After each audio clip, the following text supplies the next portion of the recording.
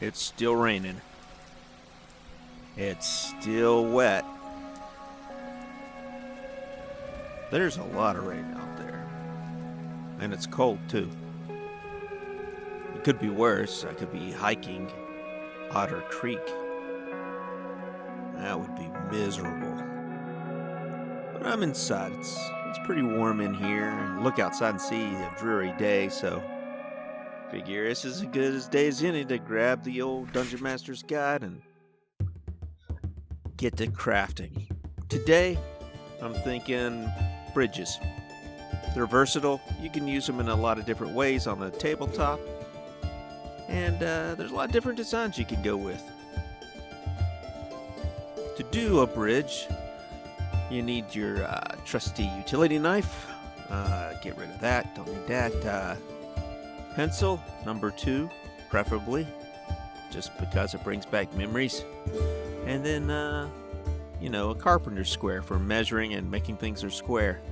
You also need some Mod Podge, some paint, a couple brushes. I'm going to start with this scrap piece of foam, and I'm going to square it up here a little bit. Get rid of this slanted edge.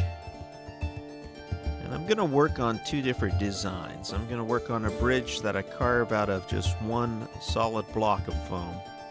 And then I'm going to construct a bridge from the individual pieces of foam. I'm going to start first with the solid block. Now I'm going to be using a 28 millimeter scale. So it's the typical Dungeons and Dragons Pathfinder scale, where 1 inch is equal to 5 feet.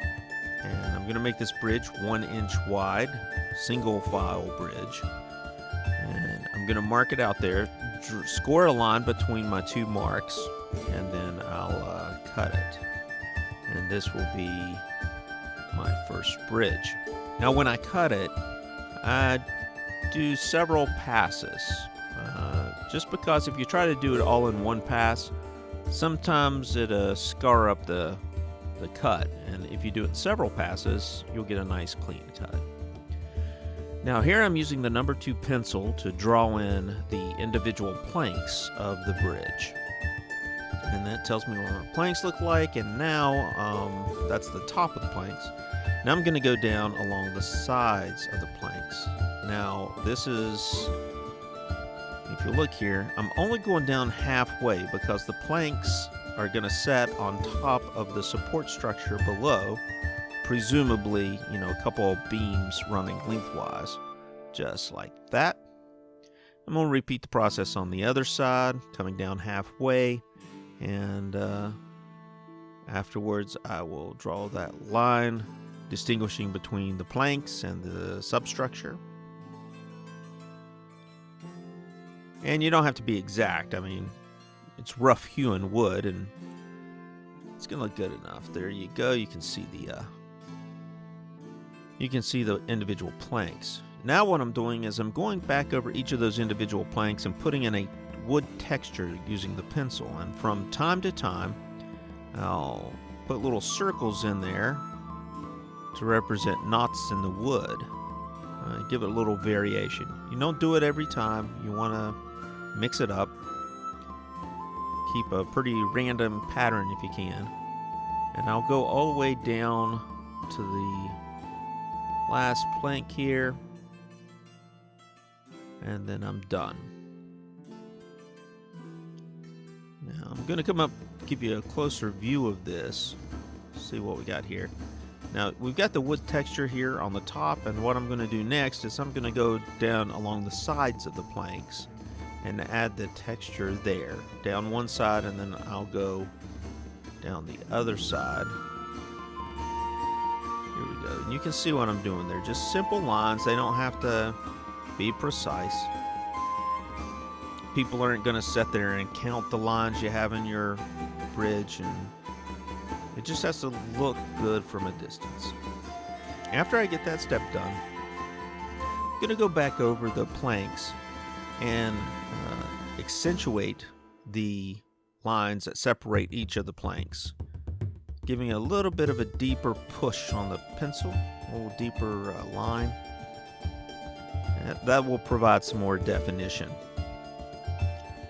And I'll do this for every one of the boards all the way down. It doesn't take very long, really. And I think that looks pretty good. Let's look a little closer here. You can see what those look like. A little closer, and then, oh, yeah, so should have stuck on that a little bit more, but the end caps, I forgot those, so do that to both end caps, give it a little bit of texture there, and you'll be good to go.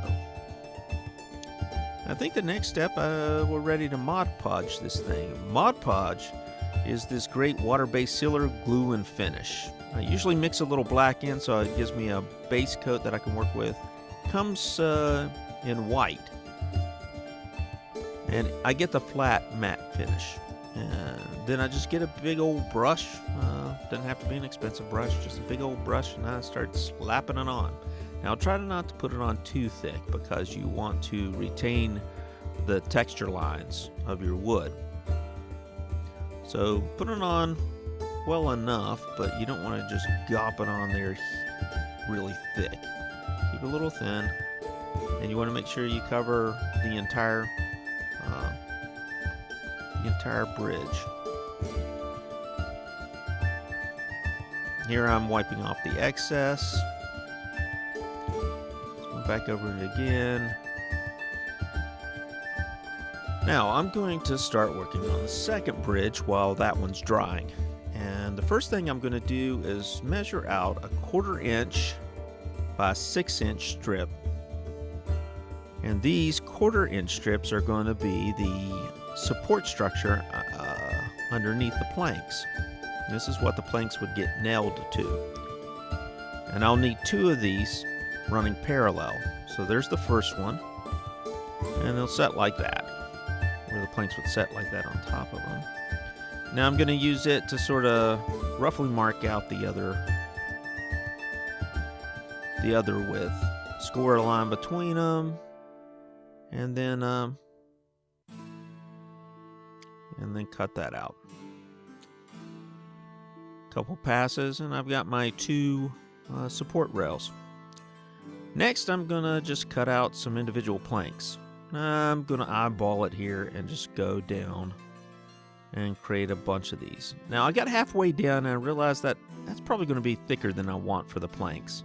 So I just cut the rest of it in half and try to even it up a little bit here. Again, I didn't care about being precise. This is a rough hewn bridge. We're just going to have fun with this. So I cut out the rest of them.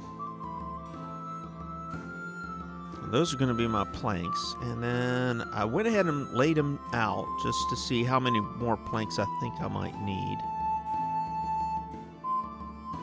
And you see this last one here got stuck to my fingers, a static electricity working there. So then I went ahead and got those previous ones and cut out a couple of extras, cut out a couple of additional planks, and then I got to applying the wood texture to them. Same thing that I did with the other bridge, but now I'm doing it to each individual plank. And once I get these done, I'm going to glue them to the support rails underneath. Just get my hot glue gun here, a couple of dots, lay it out there, even up the support rails.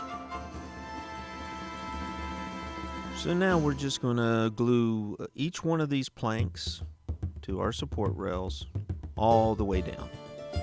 We don't really care whether it's even or not. We want this to have the feel of an old bridge that's been around for a while. The planks have moved around. Maybe it wasn't even crafted all that well to begin with. You know, a master carpenter didn't do it. Maybe just the town drunk put it together. I think it gives it a little bit more character too. You know, the planks are different depths and different angles going all the way down.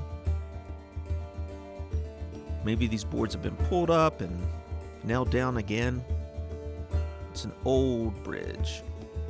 can even be a bridge that was maybe put together by goblins or kobolds. Creatures that don't have the same care of carpentry that maybe an elf might. Clean it up here a little bit. I think that looks pretty good. Now we're going to move on to Mod Podging the second bridge. We'll finish up that first one, the underside. I forgot to do that. And now we're just going to go and Mod Podge over this bridge. So it gets a little bit more difficult here, mainly because there is a lot to cover, a lot of surfaces exposed that you need to get to. And this big brush just isn't going to hack it for all of the places that you need to get into.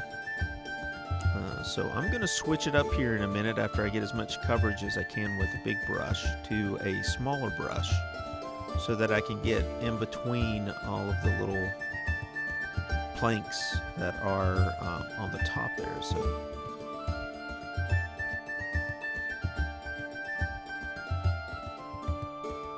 here I am with the little brush trying to get in between each one of the planks, and it looks good, I think. I finished it up there, and the next step is to pull out some acrylic Craft Smart paint. Pretty much any acrylic paint will do. That's pretty inexpensive. I think the small bottles cost, about $1 each, somewhere around there. And again, I'm going to go over the entire bridge with a big brush. Just make sure I get really good coverage. And I'll pull out that smaller brush to get in between the individual planks a little bit later. And I'm not being terribly careful here, but I am making sure that the paint isn't going on too thick. That way we retain that texture look. And it actually pulls it out a little bit. And the dry brush step, which is the last step we'll do, will pull out that detail even a little bit more. So we finished covering it up here. Now we move on to the other one, which is much easier. You can just really put this on pretty quickly. You don't have to worry about all of those individual planks getting in between those. Just making sure it goes on even, trying to keep it moving in the same direction. Now I'm going to do the dry brush, and for that I'm going to use a tan. It's going to give it like a worn look. People have been walking across this, for a long time, wearing it down. And here I'm just taking a brush, a really fluffy brush, dipping it in paint, and then wiping off most of the paint onto a paper towel off to the side there. And with most of the paint coming off onto the towel, you'll just get a tiny bit coming out, hitting the highest spots. And that's what dry brushing does, and it pulls out the detail, as you can see there. And you can mess around with the colors. You could have done, instead of a tan, maybe a brown that is a little lighter than the base coat brown, but a little darker than this tan. You could even do like 2 different levels of dry brushing if you wanted. But this is a quick and easy project, and I didn't want to get too detailed in there. But you could really go nuts with this and create some pretty incredible bridges if you wanted to take a little bit more time. But I think these bridges look pretty good. So I'm going to give it just another bit of brushing here, a little bit more of a dry brush, and let's look at this, see what we have. And you can see there's our wood grain. Looks pretty good, I think. And that will fit on the tabletop nicely. With that, I think we're pretty much done. A nice bridge, and it didn't take any time at all to put that together.